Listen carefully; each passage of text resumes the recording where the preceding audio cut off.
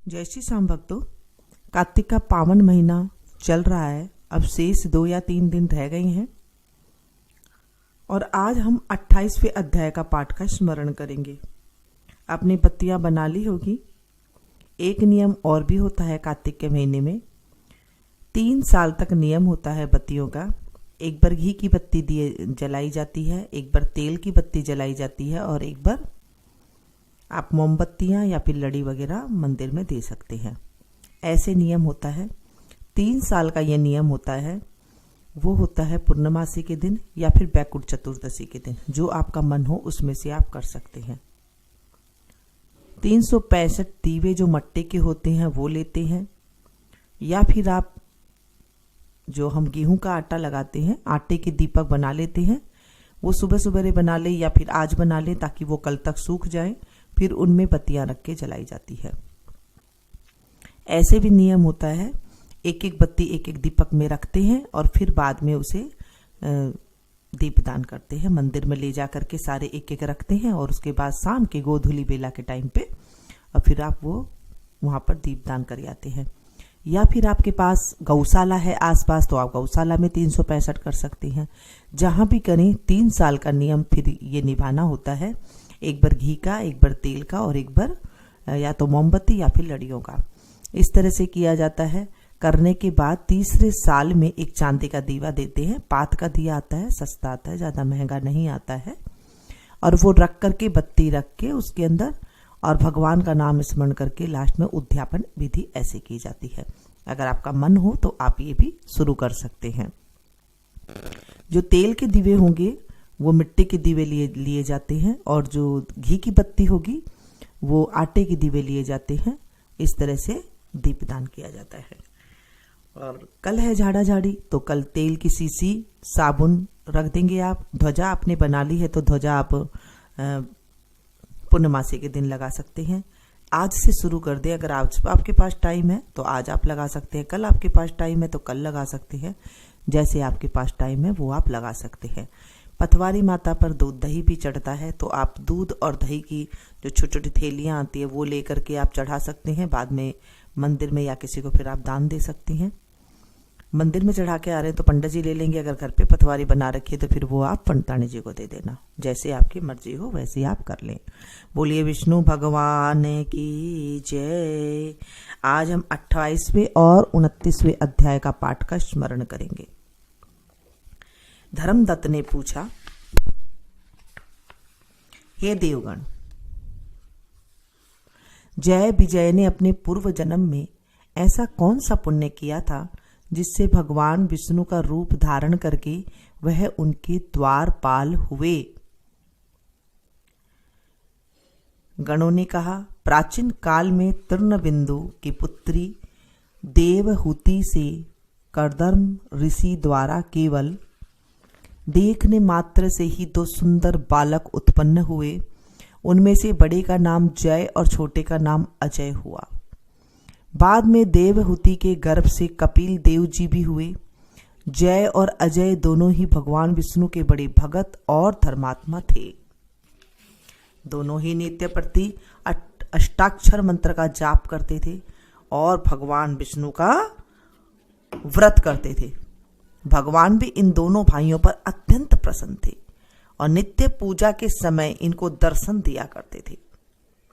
एक बार राजा के निमंत्रण पर देवर्षि नारद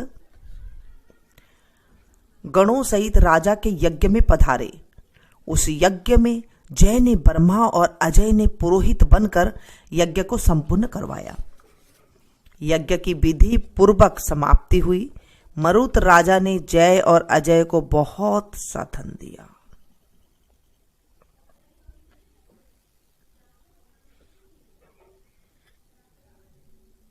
वह दक्षिणा लेकर दोनों भाई अपने आश्रम में वापस आए।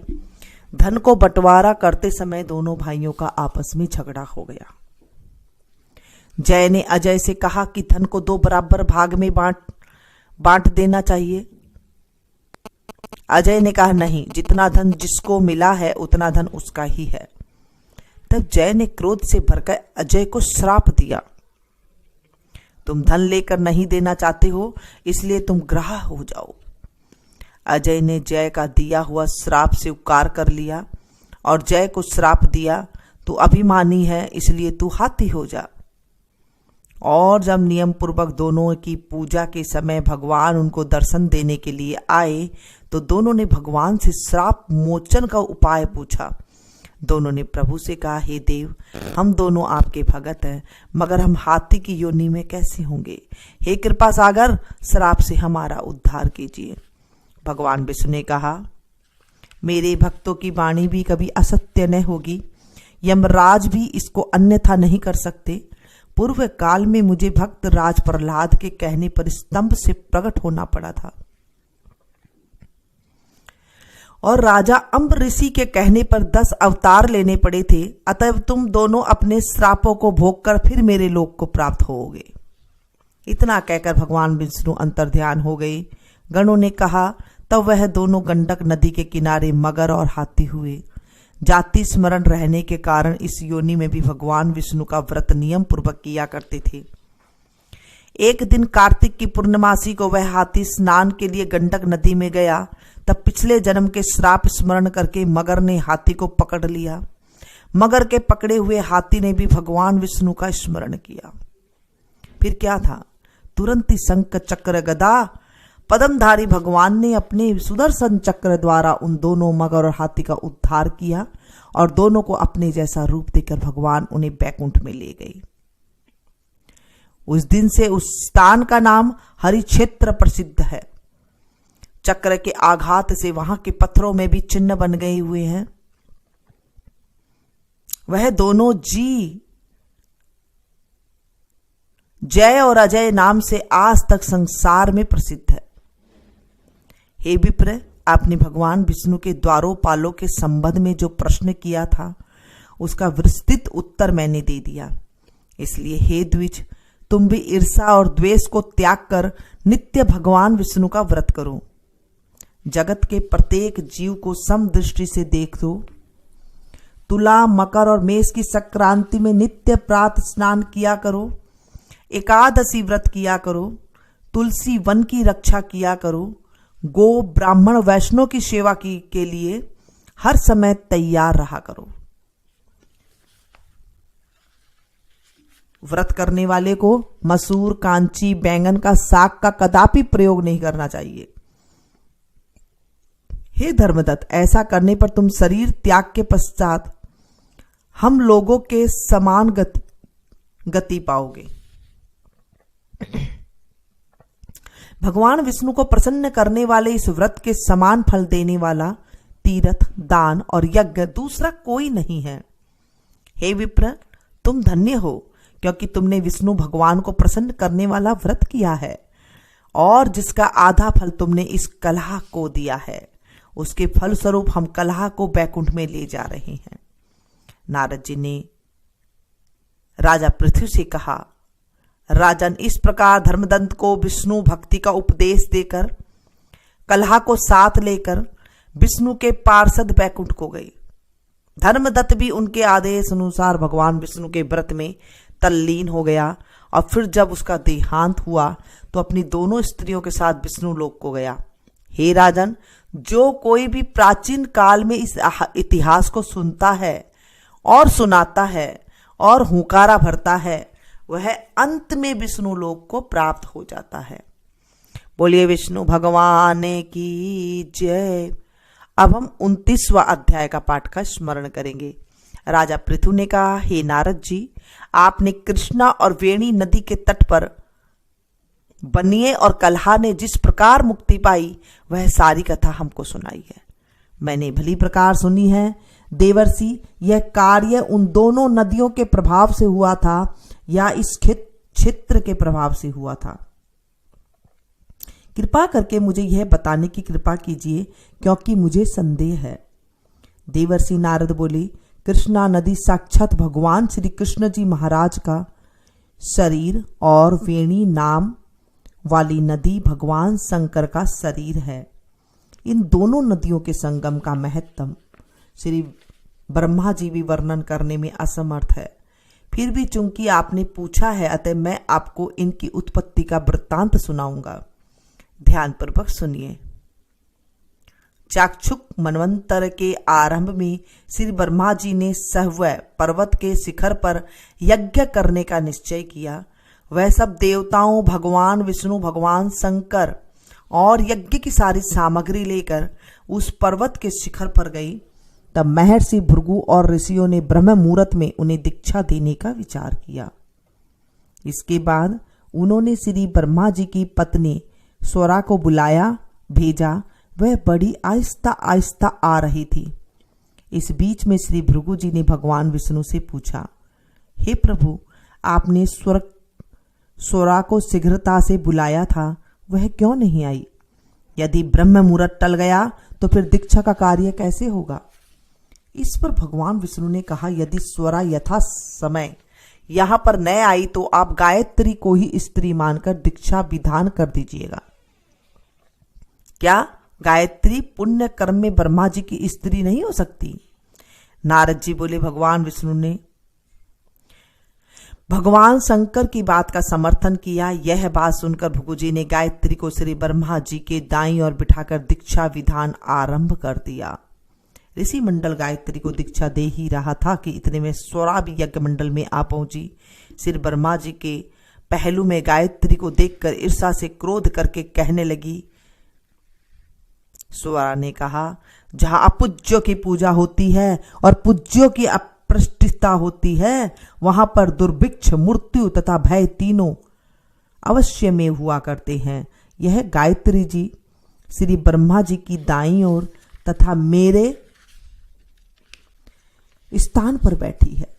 यह अदृश्य से बहने वाली नदी होगी। आप लोगों ने अविचार से इसे जो मेरे स्थान पर बिठाया है, अतः आप भी सबके सब जड़ रूप नदियां होंगे। नारद जी ने महाराज पृथ्वी से कहा, हे राजन, इस प्रकार स्वरा के साफ सुनकर गायत्री मारे क्रोध के लाल भभूका होकर अपने होठों को काटने लगी। देवताओं के मना करने पर भी उसने उठकर स्वरा को साफ दे डाला। गायत्री ने कहा, ब्रह्मा जी जैसे तुम्हारे पति हैं वैसे ही मेरे भी पति हैं। तुमने व्यर्थ ही मुझे श्राप दिया है, अतएव तुम भी नदी हो जाओ। नारद जी ने कहा। तब तो देवताओं में खलबली मच गई। वह स्वरा को दंडवत प्रणाम करके कहने लगे, हे देवी, तुमने जो ब्रह्मा आदि सब देवताओं को शाप दिया था, इससे यदि हम सब जड़ रूप नदियां हो जाएंगे तो फिर निश्चय ही यह तीनों लोक नष्ट हो जाएंगे, क्योंकि यह शाप तुमने बिना विचारे दिया है। अतएव तुम इसको वापस ले लो। स्वरा ने कहा, हे देवतागण, चूंकि आपने यज्ञ के आरंभ में गणेश पूजन नहीं किया है, इसलिए यह विघ्न उपस्थित हो गया है। मेरा यह शाप कभी खाली नहीं जा सकता। इसलिए आप सब अपने अपने अंशों से जड़ीभूत होकर अवश्यमेव नदियां बनोगे। हम दोनों सोते भी अपने अपने अंशों से पश्चिम में बहने वाली नदियां बनेगी। देवर्षि नारद जी ने राजा पृथ्वी से कहा। स्वरा के यह वचन सुनकर सभी देवता, विष्णु, शंकर आदि अपने अपने अंशों से नदियां बन गई। भगवान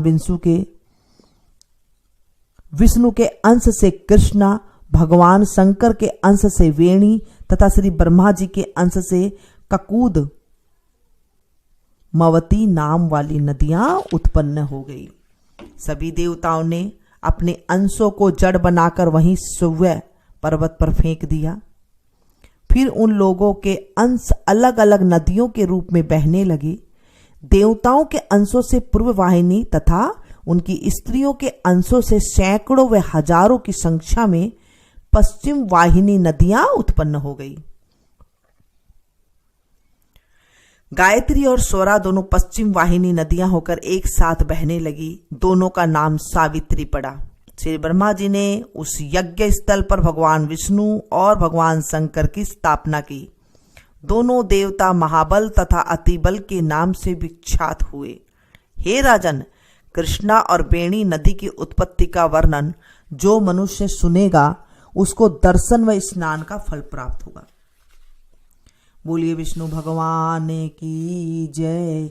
आज हमने 29वां और 30वें अध्याय का पाठ का स्मरण किया है। हे प्रभु, हमने कार्तिक मास में नियम के अनुसार और ध्यान पूर्वक कथा का स्मरण किया, स्नान किया, दान किया, दीपदान हमने किया, जो भी हमसे हुआ हमने किया। इससे हमें निरोगी काया देना, हमारे बच्चों को सद्बुद्धि देना, हमें भी सद्बुद्धि देना, हमारे जीवन से आदि व्याधि का नाश करना।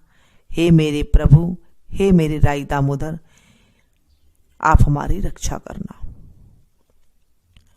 श्रीमन नारायण नारायण नारायण, श्रीमन नारायण नारायण नारायण, भज मन नारायण नारायण नारायण, श्रीमन नारायण नारायण नारायण, लक्ष्मी नारायण नारायण नारायण, भज मन नारायण नारायण नारायण। आज हमने कार्तिक के महीने के महात्म का 28वें 29वां अध्याय का पाठ का स्मरण किया, और जो डेली की कथा है, कार्तिक के महीने की कथा है, वो एक साथ आपके पास दूसरी आ जाएगी, वो आप सुन लेना। पंचभिकु चल रहा है, पंचभिकु में आप लोग कथा सुन ही रहे हैं। 4 बत्ती जो है चौमुख दिए वाली, वो आप कर ही रहे हैं राई और आंवले के साथ। तो आप कर ले, जितना हो सके कर सकती हैं। अगर अभी तक आपने स्नान वगैरह कुछ भी नहीं किया है, एक पूर्णमासी लास्ट रह गई है, पूर्णमासी को आप ये जरूर करें। एक दिन का आप व्रत कर सकती हैं, एक दिन आप जल्दी उठ करके भगवान का नाम जप कर सकते हैं। अगर आप पूर्णमासी का व्रत करते हैं या नहीं करते हैं, अगर एक दिन आप व्रत कर लेते हैं तो उसको भी जो है पूरा कार्तिक स्नान करने का फल मिलेगा, ऐसा हमारे शास्त्रों में लिखा हुआ है। भगवान ने हमें हर तरह की छूट दी है। अगर हम फिर भी कुछ नहीं कर सकते हैं तो हम भटकते रहते हैं। फिर हम एक दिन अगर ये काम कर लेते हैं, ध्यान पूर्वक पूरा दिन हम निकाल लेते हैं, 1 या 2 दिन, तो हमारा पूरा जीवन स्वर्ग से भर जाता है। एक बार आप भक्तों करके देखिएगा, कार्तिक की महिमा आपको अपने आप ही महसूस होने लग जाएगी। बोलिए विष्णु भगवान की जय। मैंने सारी बातें आपको बता दी है, जैसे जैसे दान करना है और जैसे जैसे आपको विधि विधान के साथ करना है। अगर इसमें फिर भी कोई बात रह जाती है, मैं भूल जाती हूँ, तो आप पूछ सकते हैं। आप लोगों में से कईयों ने ये कहा था कि द्वादशी को कथा क्यों नहीं करते हैं। देखिए, द्वादशी को जो कथा है, आजकल तो देखिए नए नए कोई आ जाते हैं तो वो बता देते हैं, आप लोग फिर वैसे ही सुनने लग जाते हैं। लेकिन जो हमारे बड़े बुजुर्ग करते थे, और इतने साल हो गए हमें देखते हुए, इतने साल हो गए हमें सुनते हुए, तो ये कथा ऐसे ही होती है, तो मैंने आप लोग के साथ ऐसे ही शेयर की है। तो अगर आप लोग के यहाँ होती है तो आप देख लीजिएगा, लेकिन शास्त्रों में ऐसे लिखा हुआ है, और हमारे जो पंडित जी वगैरह हैं वो भी ऐसे ही कहते हैं, करते हैं। तो मैंने आपके साथ यही बातें शेयर की थी, जो मैंने अपने जीवन में तजुर्बा लिया है। इतने साल जब करते हैं, नहा स्नान करते हैं, तो हमें अपने आप ही जो है तजुर्बा आ जाता है। कुछ हम बड़े बूढ़ों से भी सीखते हैं, कुछ हम जाते हैं मंदिरों में तो वहां पर भी सीखते हैं। तो वो बातें मैंने आपके साथ पूरी अपनी श्रद्धा से, अपने दिल से मैंने आप लोग के साथ शेयर की है। मैं आप चाहती हूँ कि आप मुझे सहयोग इस चीज का करें कि आप इस कथा को ज्यादा से ज्यादा शेयर करें। मैं चाहती हूँ कि ये कथा जो मैं आप लोग को बता रही हूँ, ये सभी लोग एक साथ सुने। जैसे मैं आप लोगों को सुना रही हूँ, आप लोग सुन रहे हैं, तो मुझे पुण्य की प्राप्ति हो रही है। जब आप लोग भी किसी और को सुनाएंगे, एक साथ शेयर करेंगे, आप अपने व्हाट्सएप पे, फेसबुक पे, जान पहचान वालों के पास शेयर करेंगे, तो आपके खाते में भी पुण्य की प्राप्ति होगी। तो ऐसे अभी आपने सुना कि जो ये कथा को सुनाता है, पढ़ता है, तो हमारे ग्रंथों में लिखा हुआ है कि उसे कितने पुण्य की प्राप्ति होती है। तो आप इसे ज्यादा से ज्यादा शेयर करें ताकि आपको भी सुनाने का पुण्य मिल सके।